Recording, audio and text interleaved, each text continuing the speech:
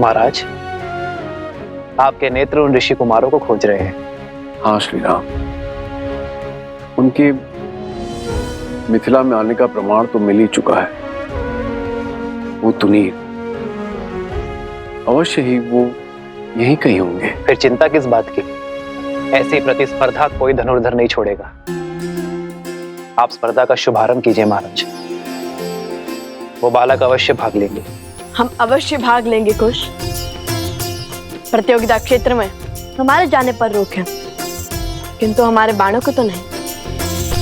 महाराज जनक ने प्रतिस्पर्धा के आरंभ का आदेश दे दिया है, तो पहली प्रतियोगिता है जो इस पक्षी को धरा पर ले आएगा वो होगा पहले चरण का विजेता।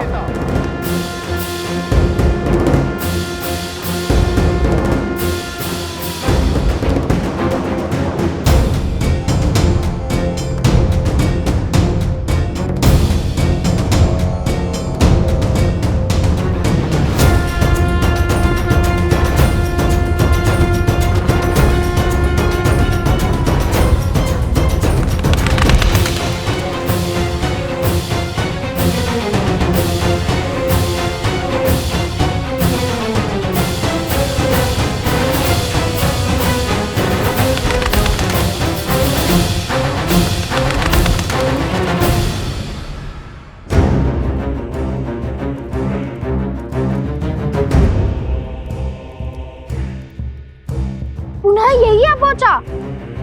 वहां जाता हूँ जैसे आया था।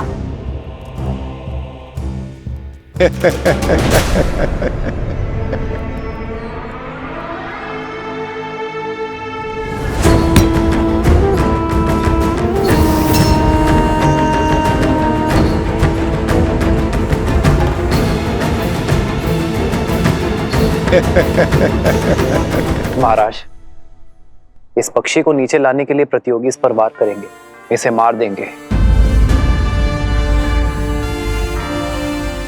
धर्म की रक्षा के लिए वध करना केवल देवताओं का कार्य है।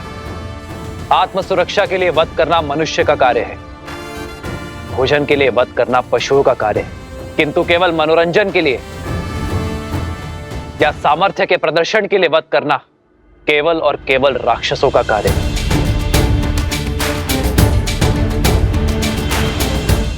उचित कहा प्रभु, किंतु अब क्या किया जाए? इस पक्षी को बिना मारे भूमि पर लाना होगा। उसे आहत करना निषेध है। उचित कहा आपने श्री राम। मैं ये कैसे नहीं समझा। जिन ऋषि कुमारों की मुझे खोज है वो इस प्रतियोगिता में जीव हत्या कदापि नहीं करेंगे। भ्राता कुशाध्वज,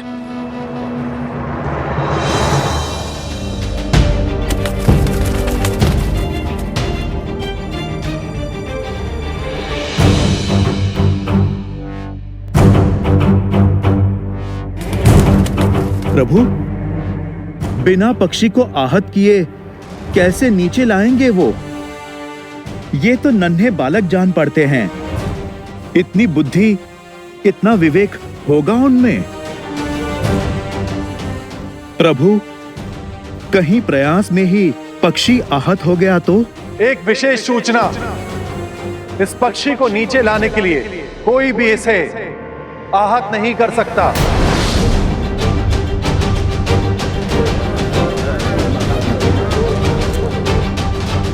अरे बिना वार किए नीचे कैसे लाएंगे?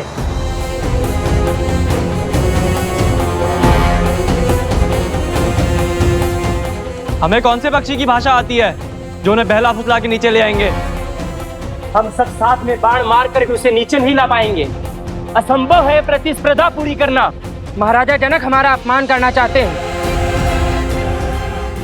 इसीलिए इन्होंने असंभव शर्त रखी है। हाँ हाँ, ये अपमान है हमारा। हाँ हाँ, ये अपमान है हमारा। हाँ हाँ, ये अपमान है हमारा। हाँ हाँ, ये अपमान है हमारा। हाँ हाँ, ये अपमान है हमारा। ये अपमान है हमारा। शांत हो जाइए, शांत हो जाइए। हम कैसे शांत हो जाए? ये अपमान है हमारा।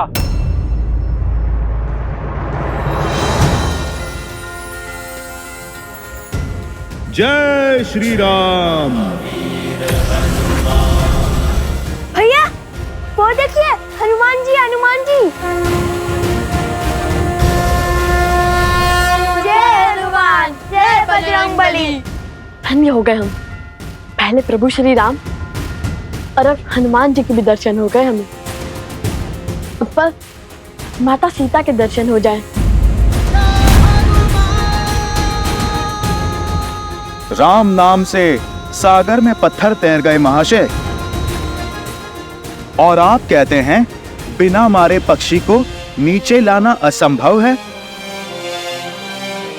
प्रतियोगिता का नियम है तो उसे पूरा करने वाला भी होगा, अन्यथा हार मान के अपने ध्वज को लज्जित करके आप चले जाइए यहां से।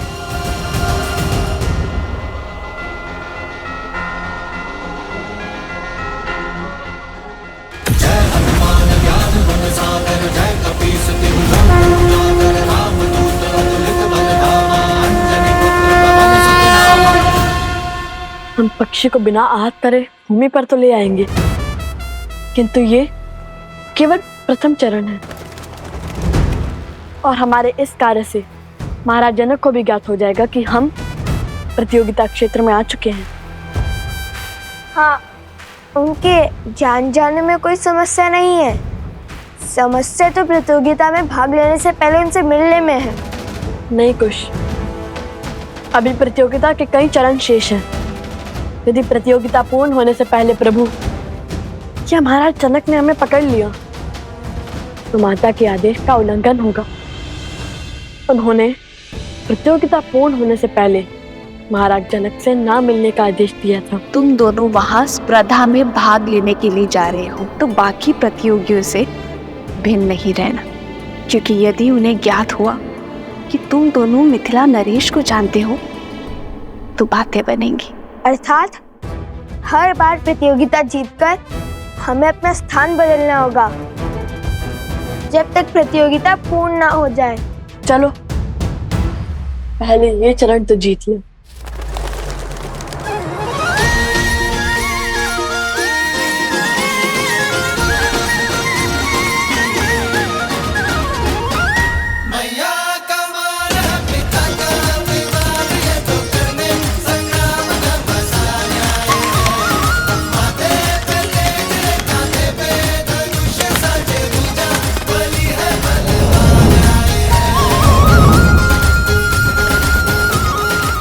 अभी नहीं कुछ, उसे तनिक हमारे महाराज के निकट तो आने दो।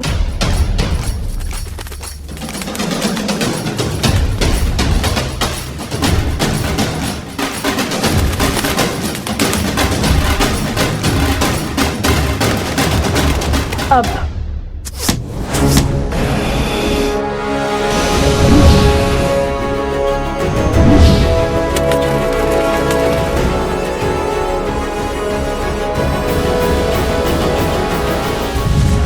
वो देखिए तीर।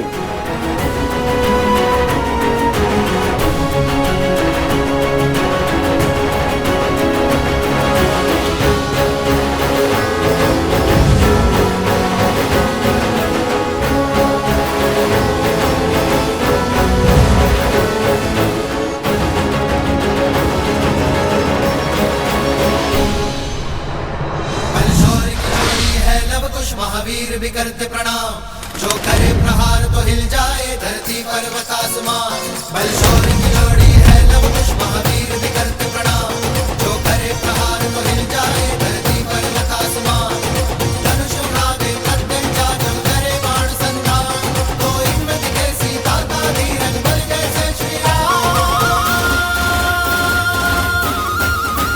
जाके राम की मर्यादा सीता का बलिदान, इनमें भक्ति में छोटे को हनुमान आए।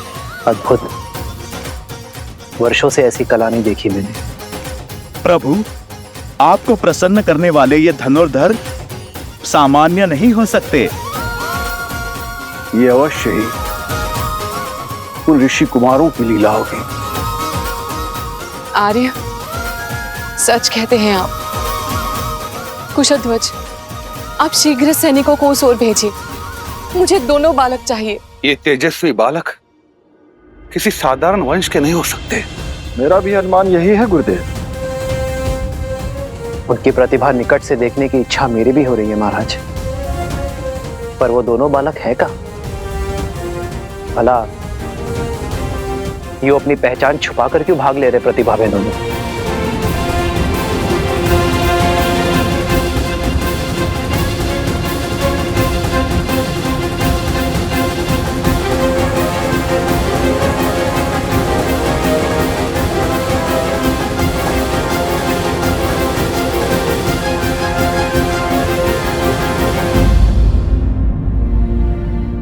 मुझे पूर्ण विश्वास है कि ये वही वीर बालक है, किंतु ये छुप छुप किस स्पर्धा में भाग क्यों ले रहे हैं? उन बालकों को खोजना चाहते हैं तो प्रतिस्पर्धा आगे बढ़ाइए महाराज। जिन्होंने पहले चरण में अपना शौर्य दिखाया है वो दूसरे चरण में भी अपनी उपस्थिति अवश्य दिखाएंगे। आनंद,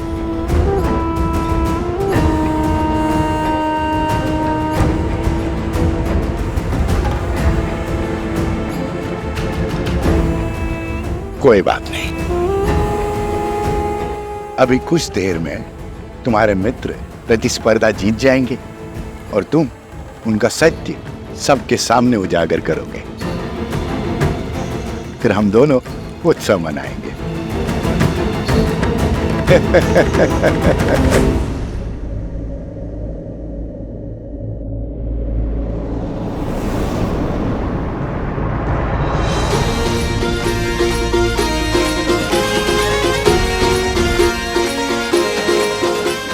जाओ वहां, खोजो उन्हें।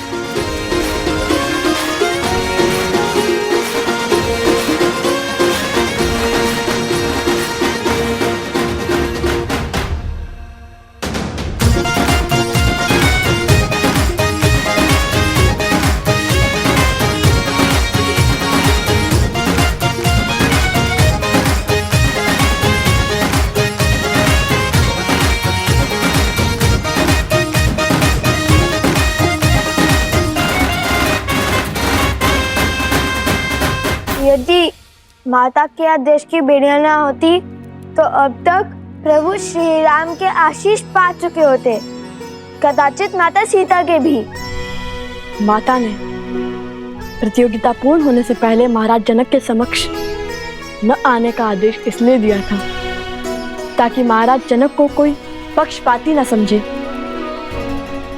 और यदि ये आदेश ना हुआ होता तो प्रतियोगिता स्थल से इतनी दूर, इतनी बाधाएं पार कर स्पर्धा में भी ना जीते होते। उचित है। और वैसे भी प्रभु श्री राम का आशीष तो देर सवेर भी ले लेंगे हम।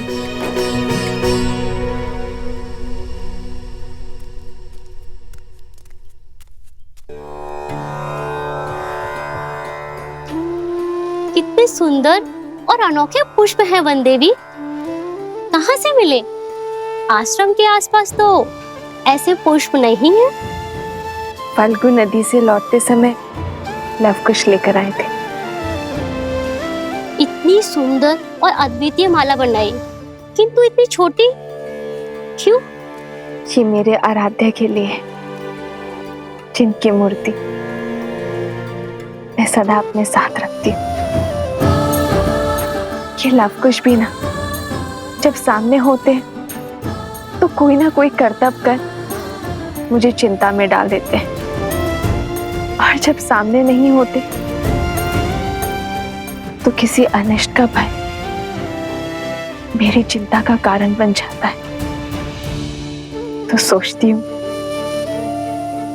किसी न किसी कार्य में अपना मन लगा लो।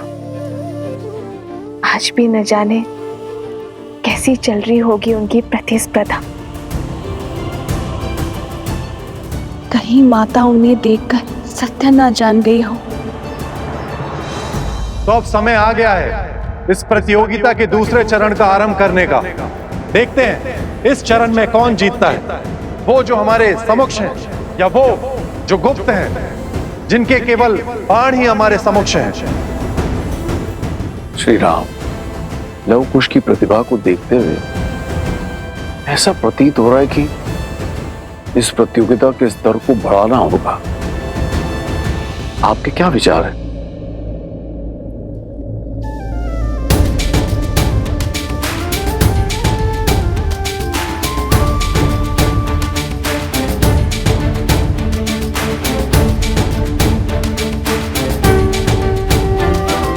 श्री रामचंद्र कृपालु भजु मन हरण भव भय दारुणम नव कंज लोचन कंज मुख कर कंज पद कंजारुणम कंदर्प गणित अमित छवि नव नीला नीरज सुंदरम पटपीत मानहु तड़ित रुचि सुचि नौमि जनक सुतावरम श्री राम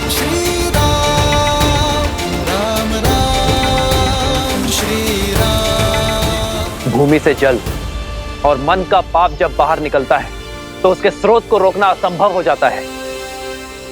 आज जो धनुर्धारी इस जल के स्रोत को रोक पाएगा वही वास्तव में महान कहलाएगा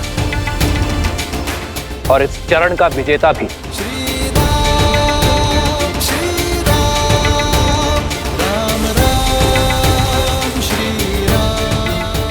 भूमि से निकले जल को रोकना कठिन होगा।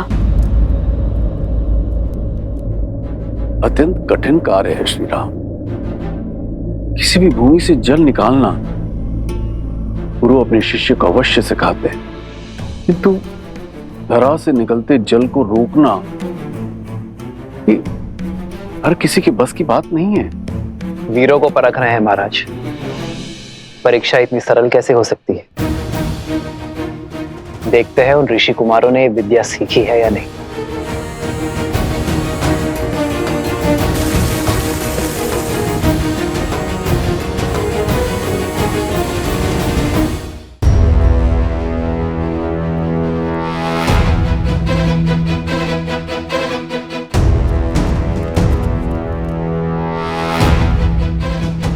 भैया बिना माटी कंकड़ के इस धरती से निकलते जल को कैसे बंद करेंगे?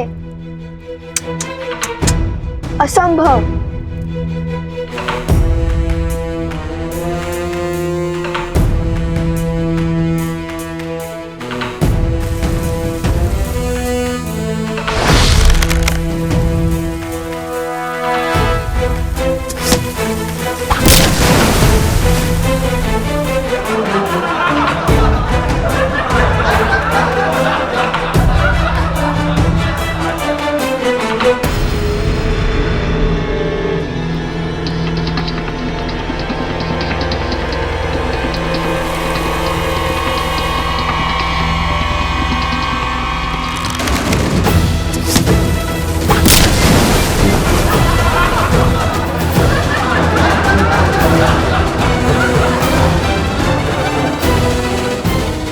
स्मरण है भगवान वाल्मीकि ने हमें क्या कहा था?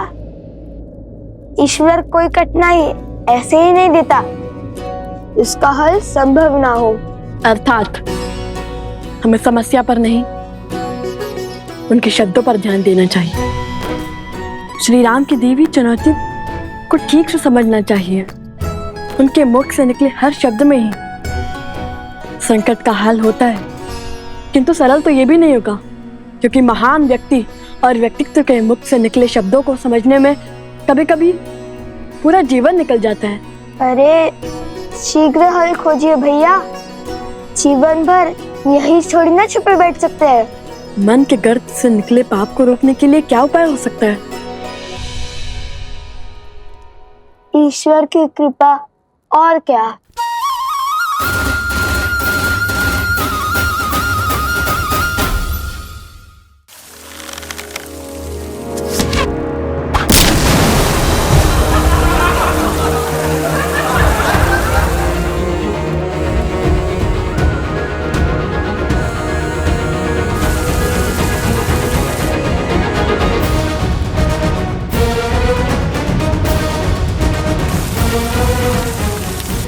लो, मिल गया उपाय।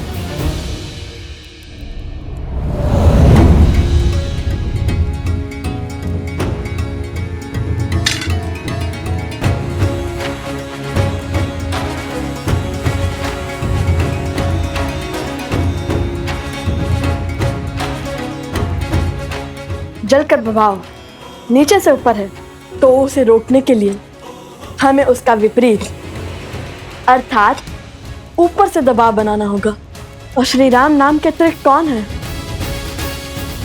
जो पाप के ज्वार और बहती जलधारा को रोक सके? अब इस जलधारा के मुख पर हमारे ईश्वर श्री राम नाम की मोहर लगेगी।